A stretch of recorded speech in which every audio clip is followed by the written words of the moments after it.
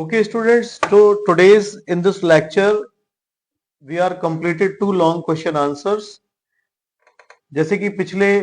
Video lecture में हम लोगों ने क्वेश्चन नंबर 9 तक कंप्लीट किए थे।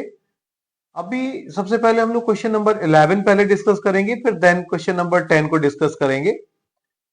जैसे कि क्वेश्चन नंबर 11 में आपसे इन्होंने क्या रखा है, using Gauss law so that the electric field E at a point due to a uniformly charged infinite plane sheet is given by E is equal to sigma upon 2 epsilon naught n cap, where symbols have their usual meanings. तो इसको हम पहले ही discuss कर चुके हैं एक बार। इस expression को हमने ऑलरेडी लगा के रखा हुआ है पिछले वीडियो में, आप देख सकते हैं। इस क्वेश्चन को बेसिकली बतलाने का मेन रीजन है, ये 2024 में आया हुआ क्वेश्चन है, इसका सेकंड पार्ट। इस सेकंड पार्ट को हम लोग यहाँ पे देखेंगे। सेकंड पार्ट में इन्होंने क्या रखा है, electric field E in a region is given by vector E is equal to 5x square plus 2 I cap, where E is in newton per coulomb and x is in metre. Okay, electric field E यहां से clearly हमें दिखलाई दे रही है कि x axis में काम कर रही है और एक क्यूब, जैसे कि आपने फिगर में देखा, 10 सेंटीमीटर साइड है और वो रखा हुआ है फिगर में। सबसे पहले हम लोगों को इस क्यूब से निकलने वाला इलेक्ट्रिक फ्लक्स फाइंड आउट करना है, फिर then net charge enclosed by the cube, फिर क्यूब के द्वारा इनक्लोज चार्ज को भी हम लोगों को फाइंड आउट करना है। ओके, तो यहां सबसे पहले एक बार हम फिर से फिगर को ड्रॉ कर लें, और यहाँ पे अगर आप फिगर में देखेंगे इस तरीके से हम लोगों ने एक्सिस ड्रॉ करी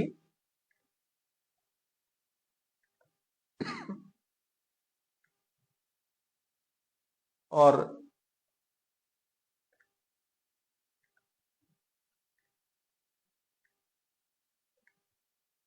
क्यूब कुछ इस तरीके से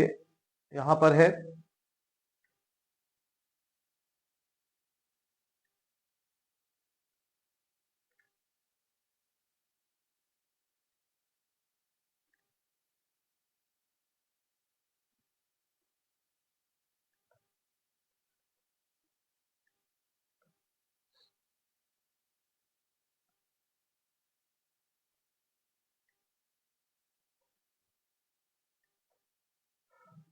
इस तरीके से आप देखेंगे कि एक कोई क्यूब लिया हम लोगों ने और जिसकी साइड यहां पर कितनी बतलाई है इन्होंने, 10 सेंटीमीटर। ये इसकी साइड दिया हुआ है 10 सेंटीमीटर। ओके, और जैसे कि इलेक्ट्रिक फील्ड जो गिवन थी वो है vector E is equal to 5x square plus 2 I cap. और अगर हम लोग इसके मैग्नीट्यूड की बात कर लें तो हम लोग इसे ऐसे भी लिख सकते हैं, 5x स्क्वायर प्लस 2 इतने न्यूटन मीटर स्क्वायर पर कूलम। आई कैप यहाँ पे क्या रिप्रेजेंट कर रहा है, इसकी डायरेक्शन को रिप्रेजेंट कर रहा है। तो जैसे कि स्टूडेंट्स हम पहले भी आपको एक चीज बतला चुके हैं कि अगर ये जो यहां पर क्यूब है, इस क्यूब की जो मेरे पास में 6 सरफेसेस है, 6 फेस है सॉरी, और उस 6 फेस में से केवल और केवल 2 फेस ही इलेक्ट्रिक फ्लक्स को कंट्रीब्यूट करेंगे। एक अगर आप देखेंगे ये राइट वाला फेस है, ये राइट वाला फेस यहाँ पे इलेक्ट्रिक फ्लक्स को कंट्रीब्यूट करेगा, क्योंकि अगर आप देखेंगे इस केस में इलेक्ट्रिक फील्ड और एरिया वेक्टर यहाँ पे सेम डायरेक्शन में होंगे। और इस वाले केस में अगर आप देखेंगे तो यहाँ पे आपको देखने को दिख रहा है कि इलेक्ट्रिक फील्ड कुछ इस तरीके से है, जबकि यहाँ पर एरिया वेक्टर यहाँ पर एन कैप इसका इस तरफ आएगा लेफ्ट फेस में। तो अगर हम लोग यहाँ पे दोनों फेस का अलग अलग इलेक्ट्रिक फ्लक्स यहाँ पे फाइंड करें, जैसे सबसे पहले हम लोग लिखते हैं इलेक्ट्रिक फ्लक्स, यहां पे अगर हम लोग निकाल दें through the left face, through the left face, जो मेरे पास में लेफ्ट फेस है इससे निकलने वाले अगर हम इलेक्ट्रिक फ्लक्स की बात करें फाई एल, तो लेफ्ट फेस से निकलने वाला इलेक्ट्रिक फ्लक्स यहाँ पे जैसे कि आपको मालूम है vector E dot vector ds यहाँ पे होगा, और जब लोग उसको ब्रेक करेंगे तो E ds cos 180, और जब वैल्यू रखेंगे तो ई की वैल्यू यहाँ पर आप जब पुट करेंगे तो यहाँ आपने देखा जैसे 5x² प्लस 2 और इनटू ये ds और cos 180 की वैल्यू जैसे कि आपको मालूम है -1, तो यहाँ पे आप माइनस लगा देंगे। अब हम लोग इसकी वैल्यू पुट करते हैं तो -5x² की अगर हम लोग बात करें तो चूंकि लेड फेस ओरिजिन पर है तो x की जगह हम लोग यहाँ पे 0 पुट करेंगे 2 और s यहाँ पर क्यूब के एक फेस का जो एरिया होगा वो एक फेस का एरिया कितना हो जाएगा 100 सेंटीमीटर स्क्वायर हो जाएगा, क्योंकि 10 सेंटीमीटर इसकी साइड है तो 100 सेंटीमीटर स्क्वायर इसका एरिया हो जाएगा। लेकिन जब इसे अगर हम लोग मीटर स्क्वायर में चेंज करेंगे तो that is 100 into 10⁻⁻⁴ metre square, अगर हम लोग इसका मीटर स्क्वायर में वैल्यू रखेंगे। तो इस तरीके से अगर आप देखेंगे तो ये कितना आ जाएगा माइनस यहाँ पे 200 इंटू 10⁻⁻⁴ न्यूटन मीटर स्क्वायर पर कूलम। ये हम लोगों ने यहां से लेफ्ट फेस से निकलने वाले इलेक्ट्रिक फ्लक्स को फाइंड आउट किया। ओके स्टूडेंट्स, अब अगर हम लोग राइट फेस से निकलने वाले इलेक्ट्रिक फ्लक्स की बात करेंगे कि राइट फेस से निकलने वाला इलेक्ट्रिक फ्लक्स क्या होगा। Electric flux through right face, electric flux through the right face, और राइट फेस से अगर इलेक्ट्रिक फ्लक्स की बात करेंगे दैट इज पाई आर। तो यहाँ पे फिर से आप वही फॉर्मूला लगाएंगे तो ई डी एस कॉस यहाँ पे 0 डिग्री हो जाएगा। और यहाँ पे जब हम लोग वैल्यू रखेंगे तो ई कॉस 0 की वैल्यू 1 होगी, ई का यहाँ पे वैल्यू कितना है 5x² प्लस 2 और इंटू डी एस। तो अब जब यहाँ पे हम लोग इसका वैल्यू पुट करेंगे तो 5 ऐसे ही रह जाना है x²। देखिए यहां से राइट फेस की डिस्टेंस कितनी है 10, तो अगर 10 सेंटीमीटर को मीटर बदलेंगे तो 10 इंटू 10⁻⁻2 स्क्वायर करेंगे तो कितना हो जाएगा 100 इंटू 10 की पावर कितना हो जाएगा -4।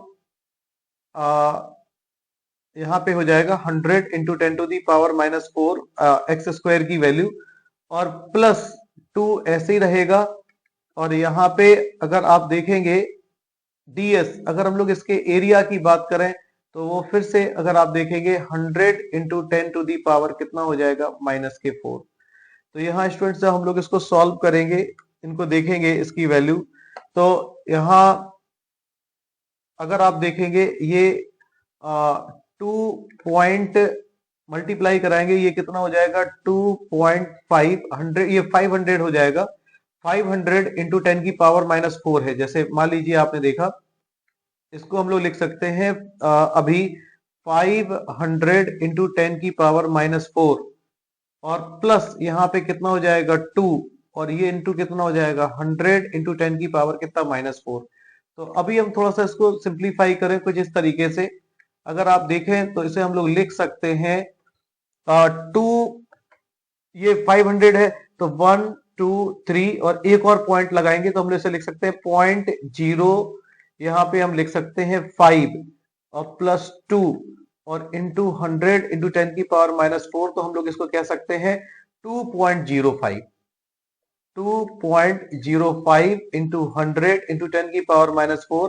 तो जब आप इसको सॉल्व करेंगे तो इस तरीके से आपके पास में आ जाएगा ये 205 इंटू 10⁻⁻4 इतने न्यूटन मीटर स्क्वायर पर कूलम। ओके स्टूडेंट्स, तो ये हमने सबसे पहले क्वेश्चन में आपने देखा लेफ्ट फेस से निकलने वाला इलेक्ट्रिक फ्लक्स निकाला जो कि कितना है -200 इंटू 10⁻⁴, और राइट फेस से निकलने वाले इलेक्ट्रिक फ्लक्स को फाइंड आउट किया दैट इज 205 इंटू 10⁻⁴ न्यूटन पर मीटर स्क्वायर पर कूलम। अब अगर हम लोग बात कर लें net flux passing through the cube, यहाँ पे कि पूरे क्यूब से निकलने वाला फ्लक्स क्या होगा, तो पूरे क्यूब से निकलने वाले फ्लक्स में आपको मैं पहले भी एक बार बता चुका हूं, एक बार मैं फिर दोबारा बतलाता हूं कि क्यूब के 6 में से केवल 2 सरफेसेस ऐसे होंगे जो इलेक्ट्रिक फ्लक्स को कंट्रीब्यूट करेंगे। 4 क्यों नहीं करेंगे, क्योंकि वो 90 डिग्री एंगल बनाएंगे इलेक्ट्रिक फील्ड के साथ में, और cos 90 की वैल्यू क्या हो जाएगी 0। जबकि एक फेस कितना बना रही है आप देख रहे हैं 180, और एक फेस कितना एंगल बनाएगी 0 डिग्री, तो ये दोनों इलेक्ट्रिक फ्लक्स को कंट्रीब्यूट करेंगे। तो नेट फ्लक्स जब फाई ई निकालेंगे तो phi E is equal to phi R और प्लस कितना हो जाएगा फाई एल। तो फाई आर की जगह हम लोग रखेंगे 205 इंटू 10 टू दी पावर -4 और ये कितना हो जाएगा 200 इंटू 10 टू दी पावर -4। तो इस तरीके से जानते हैं इस क्यूब से निकलने वाला जो इलेक्ट्रिक फ्लक्स आएगा that is 5 into 10 to the power -4 newton metre square पर कूलम। अब इसी क्वेश्चन में जैसे अगर आप इनका सेकंड पार्ट देखेंगे तो सेकंड पार्ट में क्या क्या रखा है, the net charge enclosed by the cube, cube ने अपने अंदर कितने चार्ज को इनक्लोज किया। तो इसके लिए हम लोग क्या करने वाले हैं, नेट चार्ज फाइंड करने के लिए यहाँ पे गॉस लॉ का यूज करेंगे। तो यहाँ हम लोग लिख दें यूजिंग गॉस लॉ, और गॉस लॉ का अगर हम लोग यूज करेंगे तो phi E is equal to कितना हो जाता है 1/एप्सिलॉन नॉट इनटू क्यू। यहां जब इनकी Q की वैल्यू निकालना पड़ जाए तो Q इज इक्वल टू आप लिख सकते हैं phi E into epsilon naught. Phi E की वैल्यू अगर आप देखेंगे वो कितनी है 5 इंटू 10 टू दी पावर -4 और एप्सिलॉन नॉट की वैल्यू कितनी है 8.85 इंटू 10 टू दी पावर -12। तो अब जब आप इसको मल्टीप्लाई करेंगे तो मल्टीप्लाई करने पे आपको देखने को मिलेगा 4.425 into 10 to the power -15 coulomb. तो इस तरीके से आपने देखा कि इससे निकलने वाला इलेक्ट्रिक फ्लक्स कितना हुआ क्यूब से 5 into 10 to the power -4 newton metre square पर कूलम, जबकि इसने अपने अंदर कितने चार्ज को इंक्लोज किया वो भी आपने देख लिया कि 4.425 into 10 to the power -15 coulomb. Okay students, after completing that हम लोग नेक्स्ट क्वेश्चन की तरफ चलते हैं। क्वेश्चन जो हमने पीछे ड्रॉप किया था क्वेश्चन नंबर 10। देखिए क्वेश्चन नंबर 10 में दो पार्ट हैं। सबसे पहले इन्होंने फर्स्ट पार्ट में क्या रखा है, consider a system of n charges q1 q2 and so on qn with position vector r1 r2 r3 and so on rn relative to some origin o। n charges है q1 q2 है and so on qn है, और इन्होंने क्या रखा है जिनके position vector r1 r2 है और rn तक है। Deduce the expression for the net electric field at point p with the position vector rp due to this system of the charges. देखिए बच्चों, जैसे अगर हम लोग इस क्वेश्चन की पर्टिकुलर बात करें तो हम लोगों को देखा जाए ये कुल मिला के आपसे कहना चाहते हैं हम लोगों को फाइंड करना है electric field due to system of point charges, due to system of point charges. जैसे कि आपने थ्योरेटिकल पोर्शन में किन्हीं दो चार्जेस के लिए पोजीशन वेक्टर के टर्म्स में इलेक्ट्रिक फील्ड का एक्सप्रेशन फाइंड किया था। अभी ये लोग n चार्जेस हैं उनके लिए पूछ रहे हैं कि n चार्जेस के लिए इलेक्ट्रिक फील्ड के लिए मेरे पास में क्या होगा। तो देखिए सबसे पहले हम लोग n चार्जेस के लिए तो बाद में करें, हम लोग पहले दो चार्जेस के लिए फाइंड करें,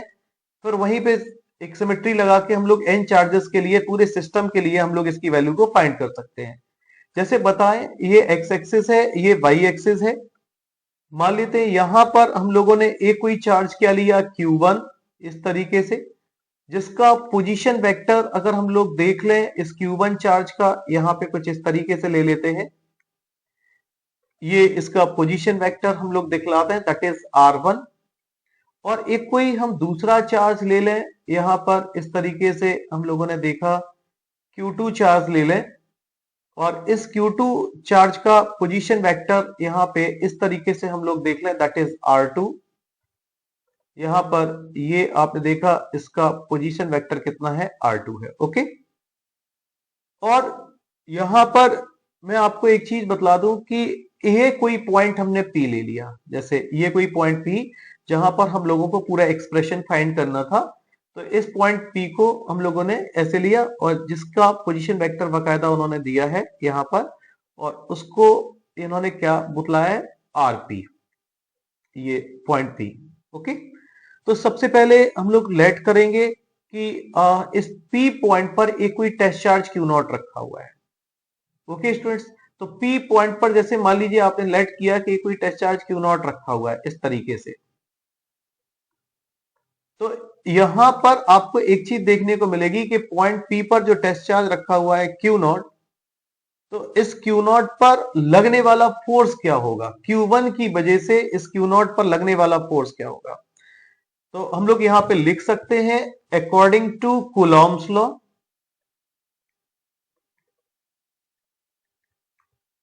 according to Coulomb's law, the force on charge Q naught, the force on charge यहां पे आप दिखला सकते हैं Q naught due to charge Q1, यहां पे due to charge Q1। Okay students,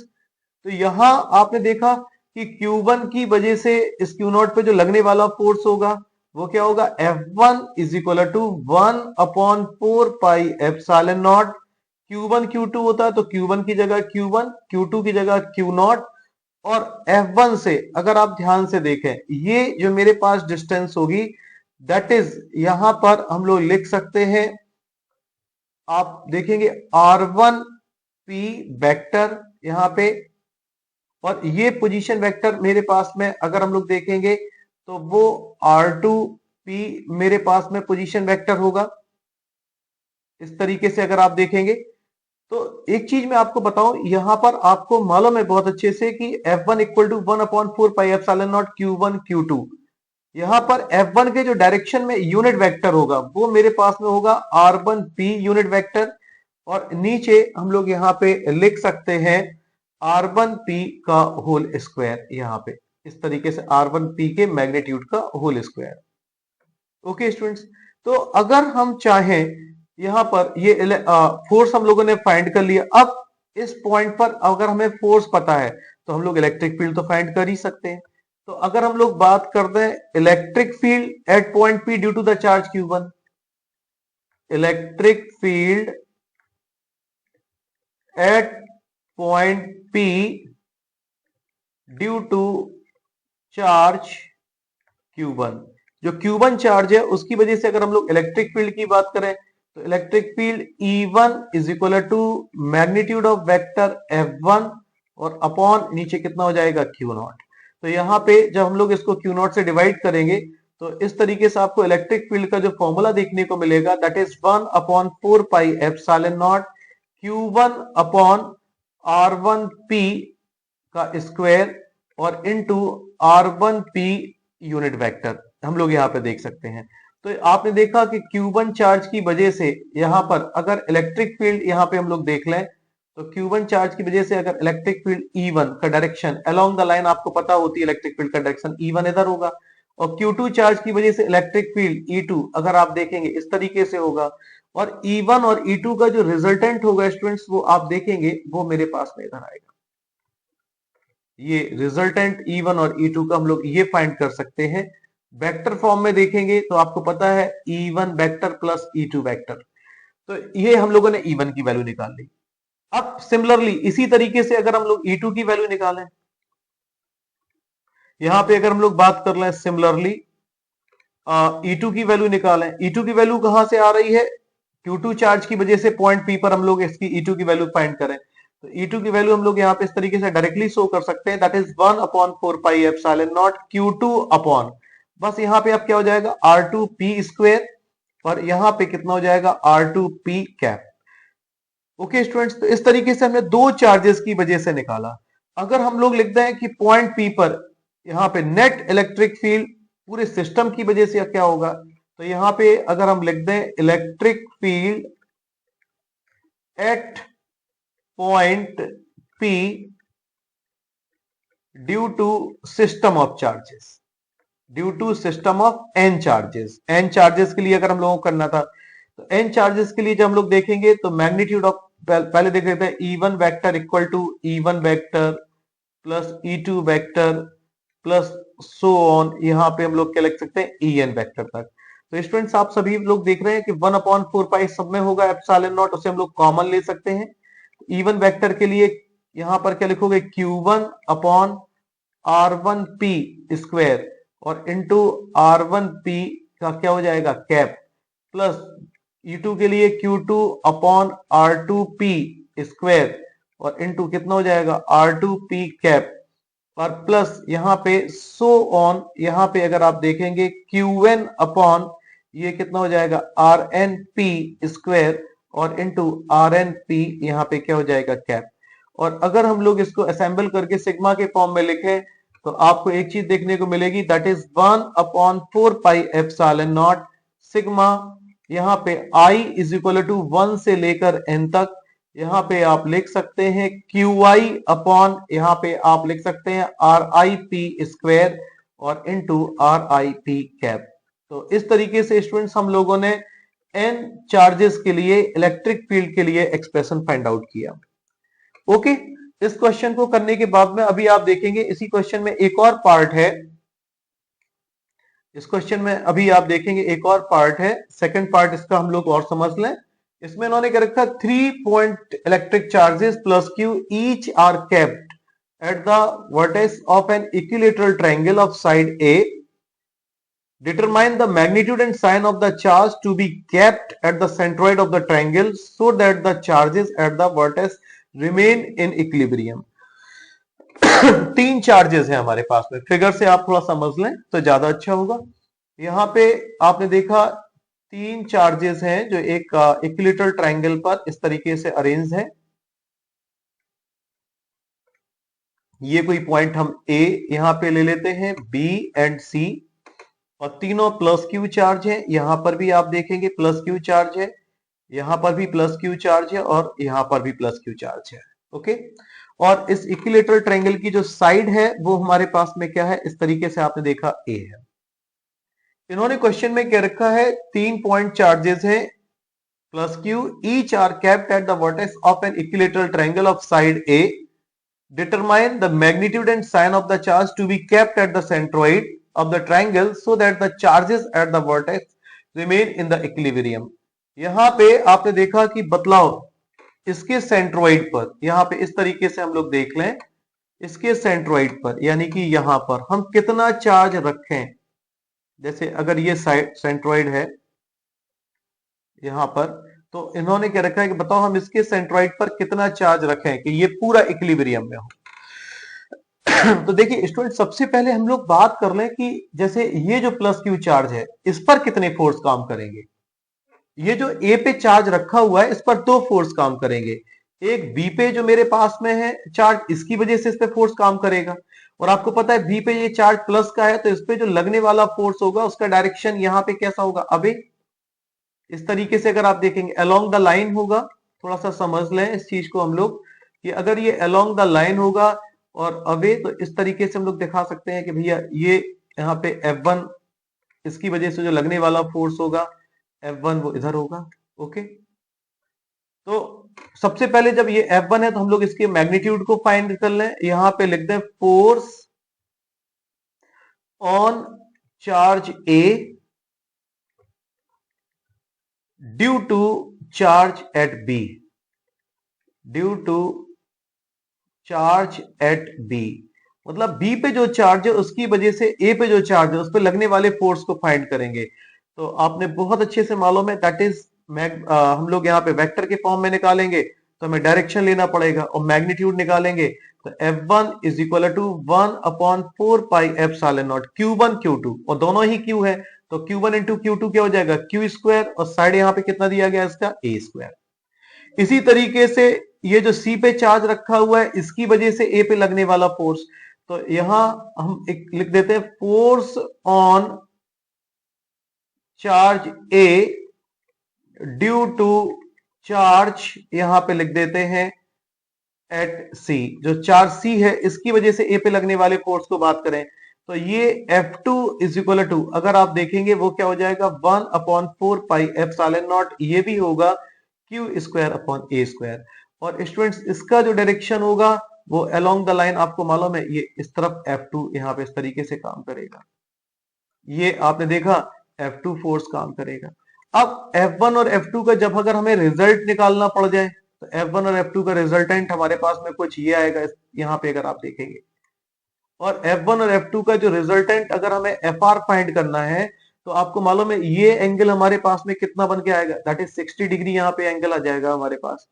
तो अगर हम लोग ये एफ आर की वैल्यू पहले फाइंड कर लें कि मेरे पास एफ आर की वैल्यू कितनी है, तो एफ आर की वैल्यू अगर आप देखेंगे यहां पर रिजल्टेंट हम लोग इनका फाइंड करें तो F R is equal to, अगर आप देखेंगे अंडर रूट, यहां पर आपको बहुत अच्छे से मालूम है that is F one square और प्लस यहां पे क्या देखेंगे एफ टू स्क्वेयर और plus two F one F two cos theta, यहां पे हम लोग देख सकते हैं।